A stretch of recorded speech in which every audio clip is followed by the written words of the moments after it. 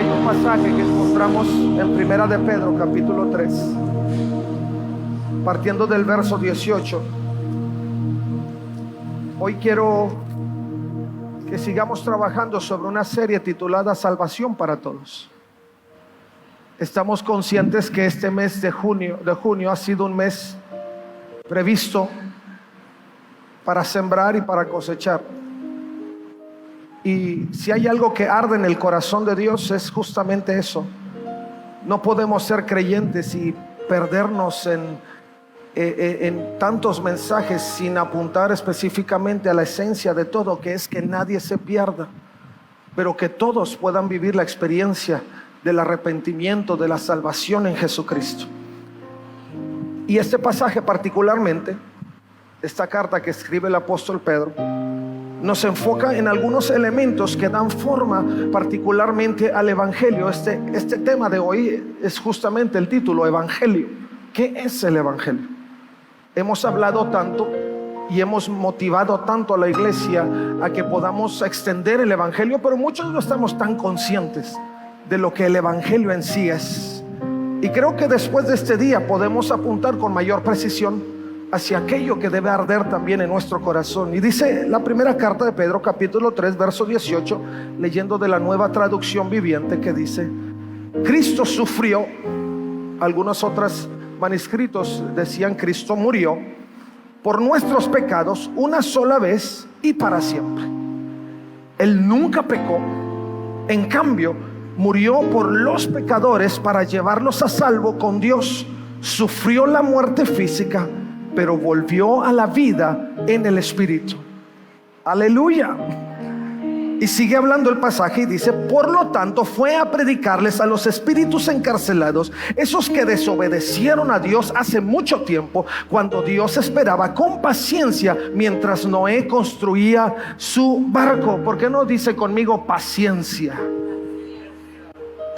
Y sigue la escritura diciendo: solo 8 personas se salvaron de morir ahogadas en ese terrible diluvio.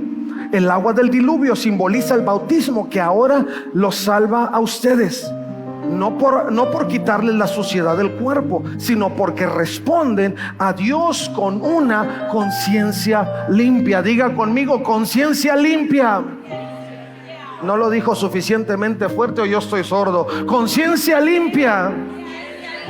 Amén. Y es eficaz por la resurrección de Jesucristo. Y termina verso 22 diciendo: ahora Cristo ha ido al cielo, Él está sentado en el lugar de honor al lado de Dios, y todos los ángeles, las autoridades y los poderes aceptan su autoridad. Y cierra diciendo: aceptan su autoridad. ¿Y quién acepta su autoridad? Nosotros aceptamos su autoridad. Dele un gloria a Dios y dele un fuerte aleluya al Rey de Reyes y Señor de Señores. Tome su lugar, mi hermano. Hoy, como cada domingo, voy a intentar ser breve, porque creo que tenemos que llegar a este lugar que es el altar del Señor. Pero hay algunos conceptos, elementos importantes que yo quisiera dejar en el entendimiento, en el corazón de cada uno de nosotros. Si nosotros vamos a la primera parte del pasaje, nos encontramos con elementos particulares que le dan forma al Evangelio de Jesucristo. Hablar de la muerte, de la muerte y resurrección del Señor. Hablar del pecado que fue consumido o fue reivindicada nuestra vida a pesar del pecado en la experiencia de Jesucristo en la cruz del Calvario. Sufrió la muerte, pero no fue la culminación, sino dice el apóstol Pedro que fue muerto su cuerpo físico, pero fue a través de su espíritu que fue resucitado. Y luego la segunda parte habla particularmente de los resultados del Evangelio. Entre ellos podemos encontrar, por eso yo le decía hace un momento, grite con fuerza paciencia, porque algunos juzgamos a Dios de que no tiene el suficiente amor a favor nuestro. El mundo se ha creído que puede debatir el hecho de que por tanta maldad que hay en el mundo, eso aminora la capacidad de amor del Dios que es amor. Lo que no tienen en claro es que el amor de Dios se denota en todas las formas en que Dios ha tratado de crear acceso al hombre para que retome lo que en un principio Dios previó. Si usted ve el libro de Génesis, se encontrará que lo único que Dios anhelaba en el corazón de cada creyente y de cada persona que Él había formado era que pudieran conservarse en comunión. Esta semana platicaba con una persona y él me decía justamente eso. ¿Cómo es posible que nosotros creamos en un Dios que es tan amoroso, tan soberano, pero que además condena? Y decía, porque también sabía algo de Biblia, y bueno, a veces también así sucede, ¿no? Y decía, es que en el Antiguo Testamento tú observas, dice, todo el furor de Dios, todo el enojo de Dios. Y yo le decía, es que a veces entendemos el Antiguo Testamento en una vertiente diferente y queremos tratar de condenar a Dios por algo que no provocó Dios, sino que nosotros mismos como seres humanos, al tener libre albedrío, hemos procurado y hemos hecho evidente todo el tiempo. Le dije, no, Dios no se enojó con el ser humano. Dios se enojó con el pecado que producía el ser humano, porque Dios es santo. Y el Antiguo Testamento nos enseña que aún a pesar de que entonces no había gracia como la gracia del Nuevo Testamento, Dios mostró su amor creando espacios y formas para llegar al hombre, para hablarle al hombre, para redimir al hombre. Y le dije, y lo que vino en el Nuevo Testamento fue la muestra máxima del carácter de Dios, que es amor, entregando a su Hijo unigénito. Dije, eso es lo que nosotros celebramos y eso es a lo que nosotros apuntamos. Ahora, lo que sucede con las generaciones del Antiguo y del Nuevo Testamento sigue siendo lo mismo, porque cada quien sigue decidiendo su camino. La diferencia es que ahora en el Nuevo Testamento nosotros podemos recurrir a la gracia, y ya nuestro Padre no nos mira por nuestras faltas, sino por el sacrificio de Jesucristo en la cruz del Calvario.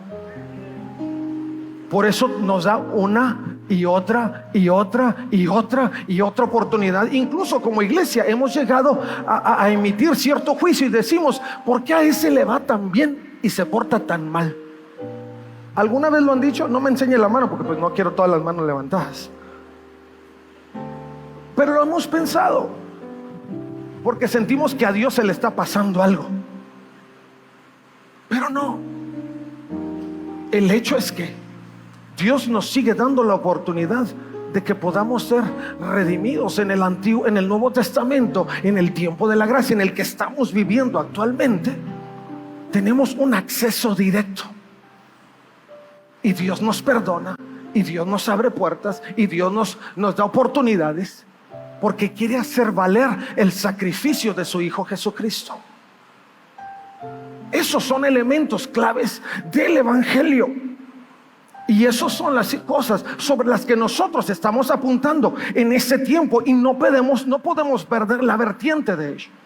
Si usted recuerda, en las últimas semanas hemos estado hablando sobre la cosmovisión bíblica que como creyentes debemos consolidar en nuestra vida. ¿Y cómo consolidamos? Solo se lo digo en breve, porque ya si necesita escuchar demás prédicas para recordarlo, pues puede ir ahí al YouTube y puede encontrar las prédicas o ver las semanas pasadas. Pero la forma de consolidar nuestra cosmovisión bíblica tiene que ver con nuestro tiempo que nosotros invertimos para conectar con el corazón de Dios. Mientras más Dios, había un mensaje que decía por ahí, ¿se acuerda? El anuncio que decía, es que necesitas ver más Bucks. Bueno, creo que lo que la iglesia necesita en esto, necesita ver más Cristo, necesita ver más Dios.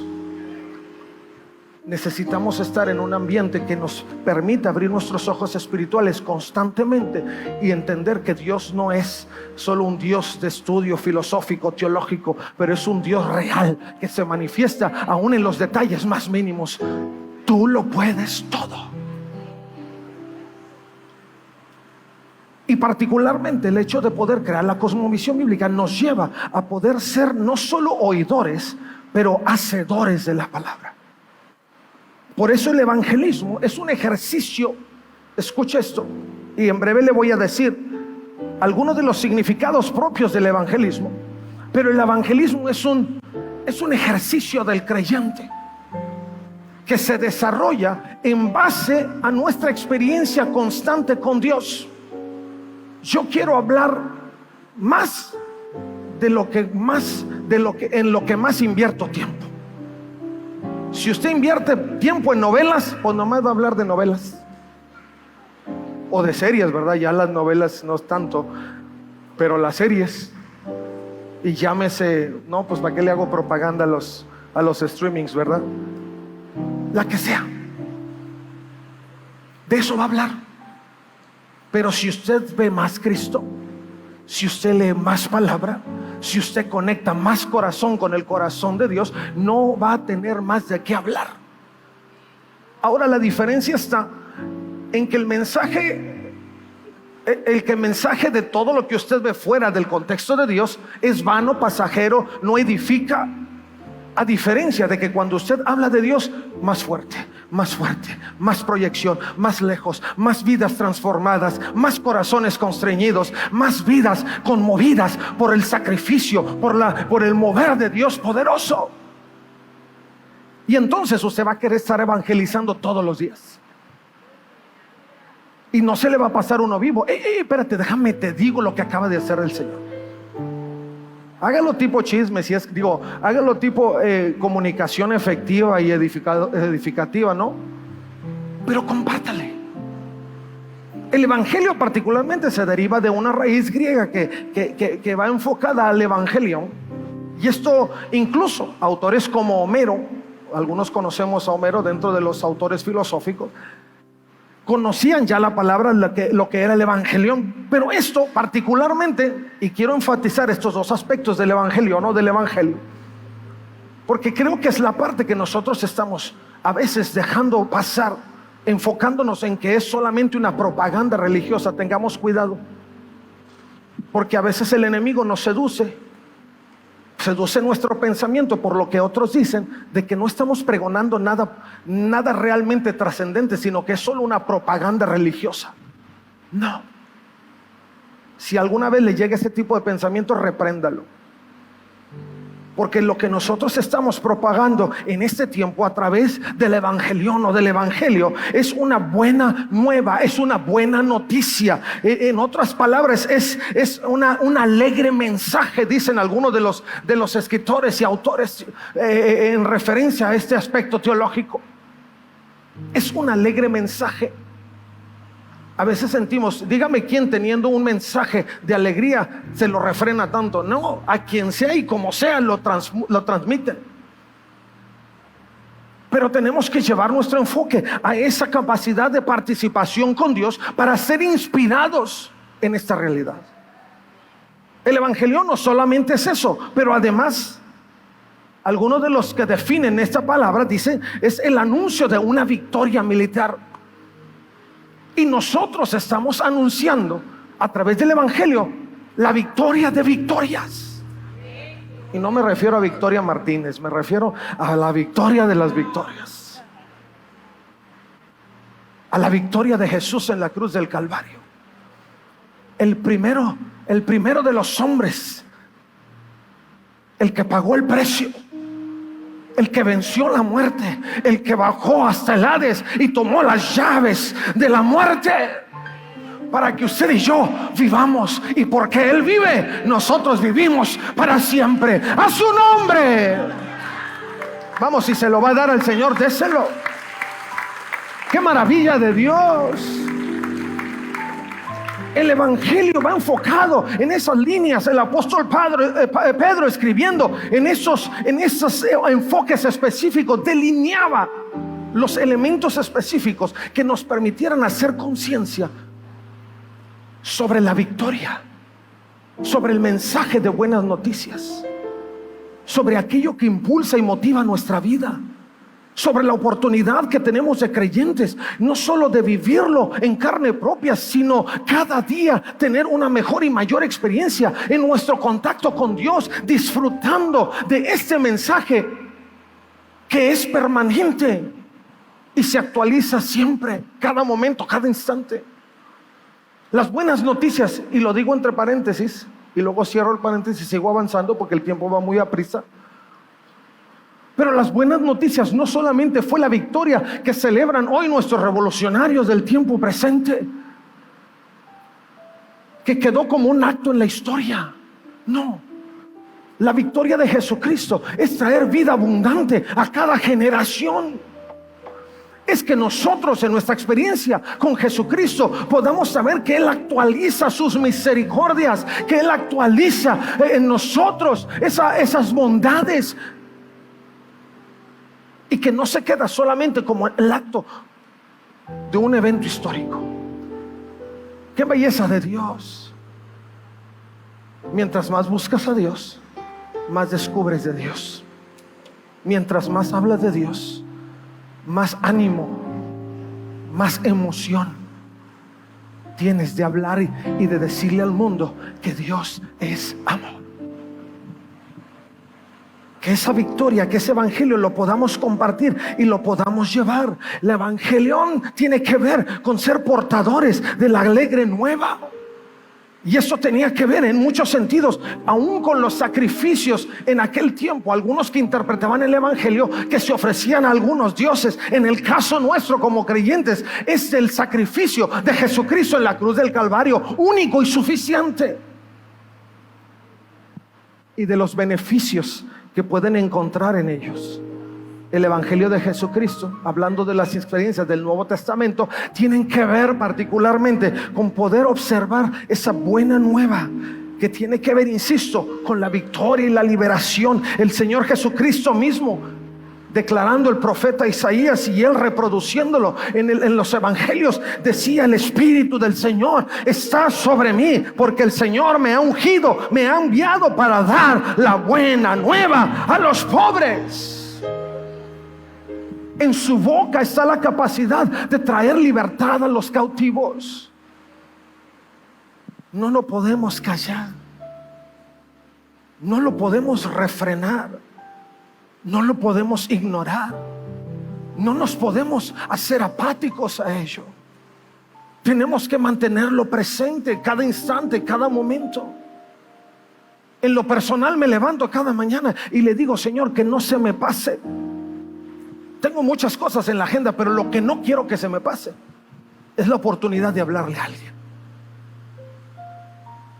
Y me lo recuerda, su Espíritu Santo me lo recuerda.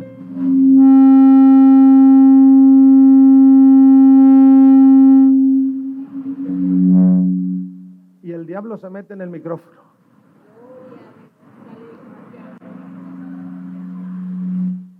Pero la intención en todo, y para que no me mueva de aquí, pero la intención de todo es que no seamos apáticos a ello, que no lo ignoremos, que no lo dejemos fuera, que podamos tener presente que si algo nos debemos y algo tenemos como ideal en nuestra vida, es decirle al mundo que Jesucristo es la única respuesta. ¿Cuáles son nuestros ideales? Porque el segundo aspecto, dentro de lo relevante al hablar del evangelio, es que podamos convertirlo en un ideal para nuestra vida. El apóstol Pedro, particularmente en este pasaje, quizá en las siguientes semanas hablemos un poco más en estas líneas para abarcar todos los diferentes aspectos de este pasaje. Pero tenían claro que lo que venía hacia adelante como resultado era el ideal de los creyentes. ¿Cuál es su ideal en la vida? Si hablamos de ideales profesionales, algunos dirán tener mi carrera, destacar en ello, tener logros económicos, financieros, tener posición, estar bien. Pero muy pocos establecen ideales espirituales. Cuando hablamos de cómo estás, la gran mayoría responde al cómo estás en base a su situación física, material, quizá familiar. Pero pocos responden a su bendición espiritual. Yo puedo estar muy mal en todo, económica, física y demás, pero si estoy bien con Dios, yo voy a responder, me siento súper bien. Iba a decir estoy buenísimo, pero no, me siento muy bien. Me siento muy bien, pero mi enfoque es diferente. Y la intención nuestra es que podamos enfocarnos en esa realidad y podamos avanzar en aquello que expresa, en efecto, el Evangelio de Jesucristo. Que entendamos que el Evangelión es la proclamación del reino de Dios. Poco hablamos del reino de Dios. Por lo tanto, poco crecemos en la experiencia del reino de Dios. Pero si eso es un lugar a donde usted pretende llegar, tenemos que hablar más de ello. Tenemos que vivirlo más. Tenemos que hacerlo más propio. Tenemos que decirle al mundo hacia dónde estamos destinados, lo que Dios tiene preparado, lo que puede resolver nuestra vida. Porque el reino de Dios no es solo a dónde vamos, sino lo que Dios está actuando en el presente. El efecto del reino de Dios en el presente es el darnos la esperanza hacia el futuro. Y es necesario que podamos crecer en esa realidad. Quiero cerrar con algunos elementos y aspectos que son esenciales dentro del pasaje que hemos leído y que son relevantes para nuestra vida y para lo que queremos alcanzar y hacia donde queremos llegar en nuestros corazones. Lo primero de ellos encontramos en el pasaje que el Señor no se exentó del sufrimiento. Si usted quiere afirmar la buena noticia, si usted quiere afirmar la experiencia de Jesús, la experiencia que ha tenido con Jesús en su vida, solo tenga consideración y piense que Jesús no se eximió del sufrimiento, sino todo lo contrario. Que aun y cuando Él tenía la capacidad de evitar el sufrimiento, Él llegó hasta lo sumo. Y ese es uno de los elementos claves en el Evangelio. Dios pagó el precio. Su amor se extendió a tal punto que Jesús no se negó al sufrimiento, sino que sufrió como ningún otro ha sufrido antes. Y lo hizo por amor a ti y por amor a mí. El segundo elemento relevante que encontramos en el pasaje tiene que ver con que la razón del padecimiento de Jesucristo fue el pecado humano. Y su sacrificio fue verdadero y fue el apropiado para expiar nuestros pecados. No solo no se negó al sacrificio, sino que su sacrificio expió nuestros pecados. En otras palabras, borró nuestros pecados, pagó el precio de nuestra condenación. Eso lo hizo Jesús. Ese es el mensaje alegre. Yo iba a morir, pero estoy vivo porque Él pagó el precio. Yo no debería estar aquí, pero estoy aquí porque Él fue crucificado, porque Él vino y se hizo uno como yo, con los mismos sufrimientos y padecimientos, para que yo no tuviera que pagar la condenación eterna. Vamos, si se lo vas a dar al Señor, dáselo. Ahora dime si eso no es una alegre noticia. Claro que es una alegre noticia. Me salvó. Yo debería estar muerto, pero no estoy, porque Él me salvó. Y el mundo tiene que salvarlo, y me salvó a ti, y te puede salvar a ti también. Tercero, en el caso del Señor Jesucristo, fue el justo que sufrió por el injusto. ¿En qué mente en el siglo XXI cabe que un justo pague por un injusto? Como que en el siglo XXI queremos volver a la ley de ojo por ojo y diente por diente. Él la hizo, que la pague. Pero Jesús, siendo justo, pagó por el injusto. La esencia del mensaje que tú y yo necesitamos predicar es que aunque tú estés perdido en las drogas, que aunque estés perdido en las adicciones, que aunque estés perdido en los pensamientos banales de la vida, sigue habiendo esperanza, porque Él pagó el precio. Aún en tu injusticia, el justo se puso en medio de todo para redimir tu vida. No lo entendemos, y Dios no quiere que lo entendamos, quiere que lo aceptemos. Su amor es así de grande. ¿Quién ha entendido la mente de Dios? Y quien se niegue a decir que Dios no es amor, es porque no ha llegado a este punto. Cuarto, el mérito y perfección de Jesús eran tal que sufrir y morir una vez fue suficiente. Él no tuvo que hacerlo otra vez. Su vida era tan perfecta y tan justa que no tuvo que volverse a sacrificar. Cuando Jesús llegó a la cruz, cuando el Padre envió al Hijo, no lo envió pensando, puede ser la respuesta, puede ser una alternativa. No, el Padre sabía que el Hijo era el sacrificio perfecto. El Padre sabía que no necesitaba, después del sacrificio, prever ningún otro sacrificio. Porque si algo y alguien había justo, era el Hijo de Dios,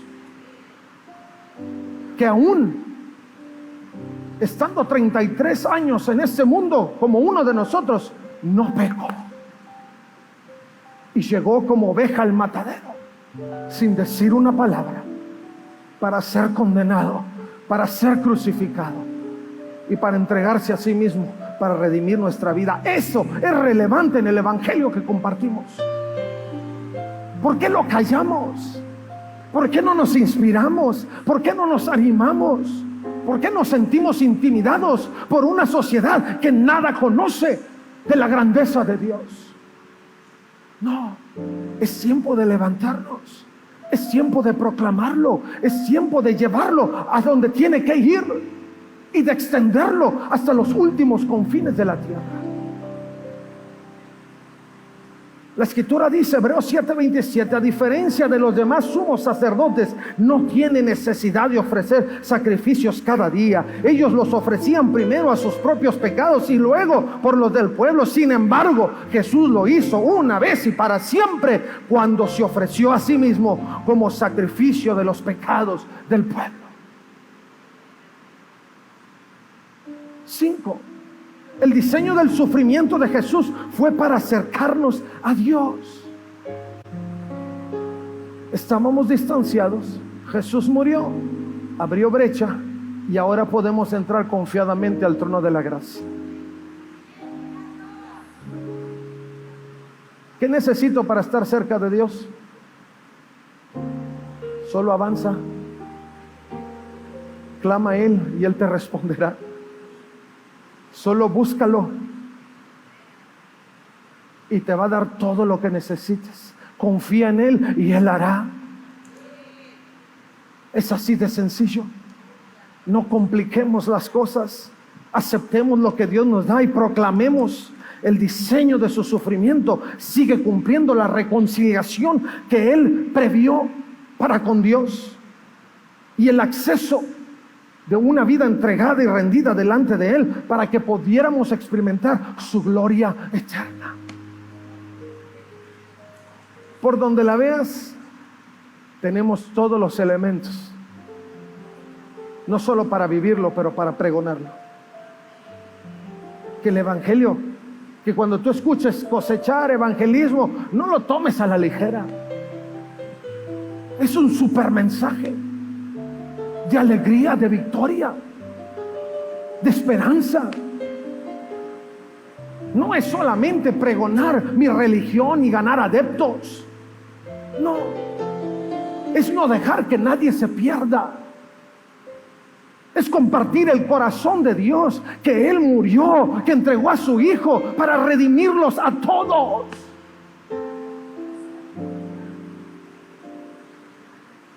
Esto es el Evangelio de Dios. Los asuntos del sufrimiento de Jesús en sí mismos son estos. Fue muerto en su naturaleza humana, pero fue levantado y resucitado por el Espíritu. En otras palabras, la muerte no lo venció. Los huesos de los caudillos revolucionarios e independistas, ahí están. Pero quien busque los huesos de Jesús no los va a encontrar. Y seguramente la ciencia se está quebrando la cabeza a ver si logran levantar algo que le eche polvo al Evangelio perfecto de Dios. Pero ni se preocupe, no lo van a encontrar. Al tercer día resucitó. Ay, no. Al tercer día resucitó. Al tercer día resucitó, y porque vive Él, vivimos. Y porque Él sigue sentado a la diestra del trono de Dios, es que aquí estamos para decirle al mundo que la muerte no pudo con nuestro Dios, el autor y consumador de nuestra fe. Ahora sí voy a cerrar. Es la tercera vez, ¿verdad? Sí, ya toca cierre. Si Cristo no estuvo exento de sufrimiento, y esto es algo para que reflexionemos, si Cristo no estuvo exento de sufrimiento, ¿por qué deberíamos nosotros esperar estar exentos de sufrimiento? Si padeció para expiar nuestros pecados, ¿por qué debemos contentarnos con nuestro sufrimiento si solamente es un sufrimiento de prueba y de corrección, pero no para expiación? Tú y yo no sufrimos para expiar a nadie. Tú y yo sufrimos porque Dios está perfeccionando su obra y nos está llevando en un proceso para limar la basura. Si Él, aunque perfectamente justo, sufrió por nosotros, ¿por qué no habríamos de hacerlo nosotros, que somos todos unos criminales, malhechores? Por su gracia somos salvos, pero lo que ha abundado en nosotros antes de venir a Jesucristo ha sido la maldad. Por más moral que te creas, si Él padeció una vez y luego entregó la gloria, no seremos pacientes en las tribulaciones, ya que por un poco de tiempo lo seguiremos a Él a la gloria. Si sufrió para llevarnos a Dios, no nos someteremos a las dificultades, ya que son de gran utilidad para vivificarnos a nuestro regreso a Dios y en el cumplimiento de nuestro deber para con Él. Si Él lo hizo todo,